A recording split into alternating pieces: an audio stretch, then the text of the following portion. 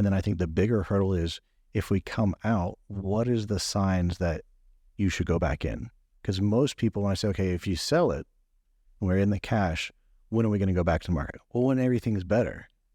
Well, the problem with a lot of that is we don't know everything's better until the market's at an all-time high. Welcome to the Financial Foundations Podcast, your gateway to the fascinating realm of finance, brought to you by Base Wealth Management. In this show, we delve deep into the world of money, guided by seasoned experts who will unravel the complexities of finance and provide you with invaluable insights and practical advice. Now, here are your hosts, Dustin Taylor and Alex Wolfe. Welcome back to Financial Foundations, brought to you by Base Wealth Management, where we are the foundation to your financial plan. I'm your host, Dustin Taylor. I'm your co-host, Alex Wolfe, certified financial planner. And today we have back with us Jeremy Riggs, CFP. Thanks again for joining us, Jeremy. Happy to be here. Today we're talking about the upcoming election. Election years can stir up a lot of uncertainty, both politically and economically. With campaigns, debates, and changing policies, it's easy for the market to become volatile. But don't worry, we're here to answer your questions and guide you through this election year. Let's start by looking at some historical context. Jeremy, can you talk about historically how election years have performed? Yeah, happy to. So there's a lot of volatility in an election year. If you think about it, it's, especially with elections here, they're very close. So you've got basically a 50-50 chance of one party being happy, one party being upset. And then that causes a lot of unrest. So if you were to look at 2008 election, there was a lot going on with that, not just on the parties, but we were going through recessions. We had a lot of other things compounding an already volatile year. Whereas we fast forward to 2016, the things that we were worried about happening in 2008 no longer are applicable because the geopolitical and a lot of what's happening in the country has changed. And Alex, how does a typical election year go, as far as trends? I think that it usually ends in an up market, right? But how does it begin? How does it go through the middle of the year as well? Yeah, it's a common question, and we hear recently from a lot of clients wondering kind of how we can expect the rest of the year to play out. And traditionally, as Jeremy mentioned, election years are more volatile in the market. There's uncertainty, which is a driver of volatility in the stock and bond market, and the other economic factors going into it, and how the candidates are, jogging for positioning and talking about potential policies that they would like to see implemented. And some of them are, for show. I think you're getting into hot topics. So you may have one candidate say, well, I'm going to do this and I'm going to restore this tax credit for families, or I'm going to cut this, tax bracket. And then, of course, it's just like a debate. The other side saying, well, I'll make this child tax credit and I'll make the income restrictions less and I will bring more business here to America. So there's a lot of things that just it's almost like watching a ping pong table match where you're just back and forth and you're like, okay, what of this is noise and what do I really need to pay attention to? Right. I think that's the important piece. And to answer your question, generally the election years finish positive in the stock market, somewhere between 5 and 8 overall, historically speaking. So they do end up positive in terms of results or returns in the stock market. But to the political debates and the things that they're, running on brings that kind of ping pong effect. You're looking at the candidates and they're talking about the things that they're promising or wanting to implement when they get into office. And how does the market react to that? And some of it stems from, if they get elected, but also what happens in the House and the Senate races, that actually has a larger effect than who holds office from a presidential standpoint. That's a really good point. People get so focused on their candidate winning the White House, and it's like, well, what if their candidate doesn't have enough power to change any laws or taxes because they don't hold Congress or Senate? Or what happens at your local elections that may affect your state more than you realize? But yeah, I think you're getting into now that it doesn't really, historically speaking, and maybe one of you can jump in here, but historically speaking, it doesn't really matter who wins the presidency, which party does. The market's not generally affected much by that. Is that accurate? Yeah, that's completely accurate. When you look at historical market returns for each winner of the election, regardless of political affiliation, there's not a lot of deviation. Yeah, there's a lot of studies out there. There's one I was reading last week that went back to 1930s, and they measured it in 10-year increments and said, okay, if you were to invest $10,000 at the beginning of this election cycle, what would have happened.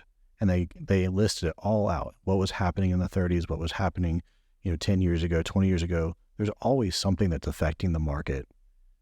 But how does that actually play out? Because a lot of questions I get are, well, I'm going to wait till after the election before I make any changes. I'll just sit in cash. And it's like, well, is that really the best decision? Because that means every 4 years or every 2 years, if we count mid-cycle, well, we have to create a new plan. So I like to take a step back and say, well, what has the market done over the last 90 years? And then if you measure that in 20 out of 20 market cycles, your investments have been positive. If you put $10,000 in, you would have had a positive return. And then out of 18 out of those 20 periods, your money would have doubled. So it's like that should help us override, okay, well, cash is not the answer here for your investments.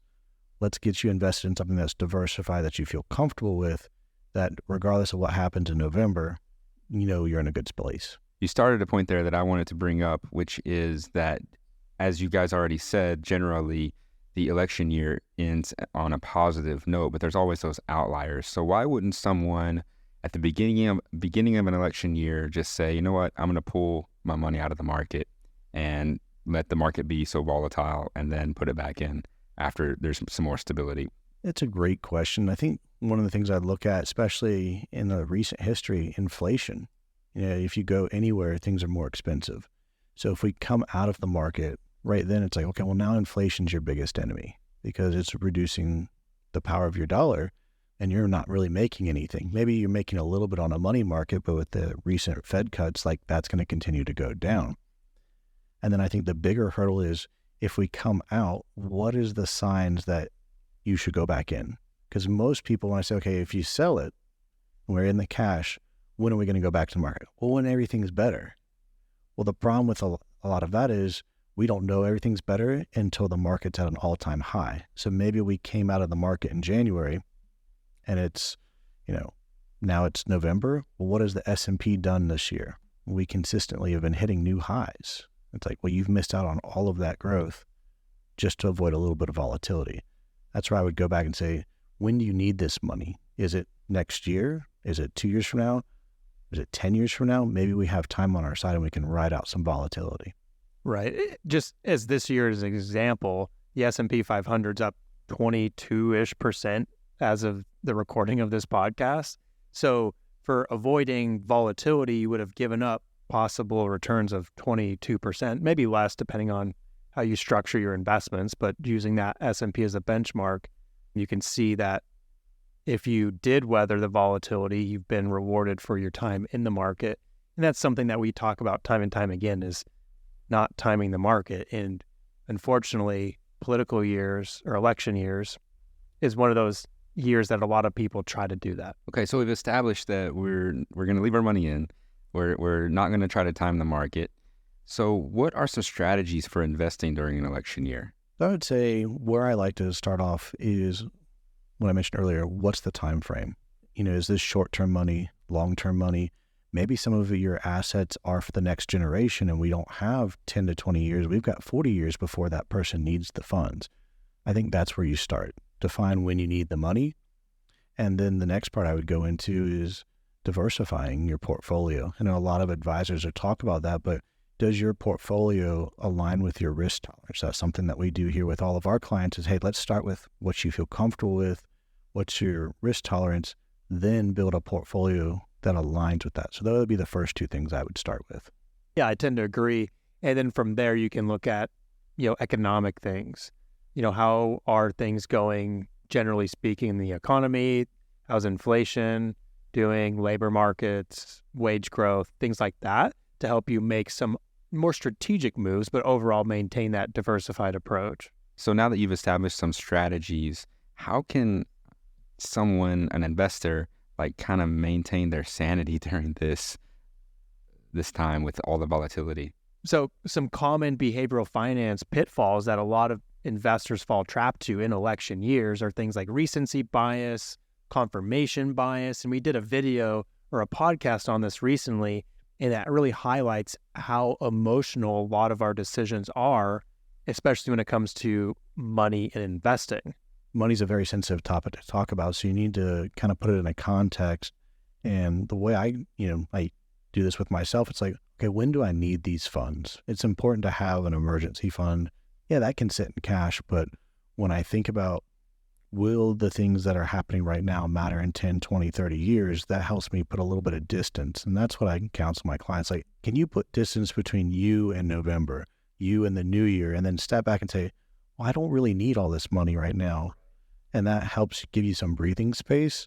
The other thing I normally suggest, like, is this noise or is this actual fact? Because regardless of what the candidates are saying, what is actually going to make it into law, and then what is actually going to be signed, that's when we need to look into, okay, how does that signed law affect you? What's noise right now? Well, it may be a waste of time to even look at it. Right. I think it also goes to control what you can control now. And even when it comes to a lot of our clients that are very close to retirement or just entering that retirement phase of their life, they seem to kind of be the most cautious. But again, highlighting the importance of, addressing when you need money, what accounts do you have funding your goals and things like that. And just because you're nearing or are at retirement, you don't need that whole account in the next year. So it's important to have some safe money that is guaranteed to be there for the next year or so. And then the rest of it, maintain a disciplined process. So no matter what's happening in the stock market during an election year, you should maintain discipline, ignore the noise, and stay informed.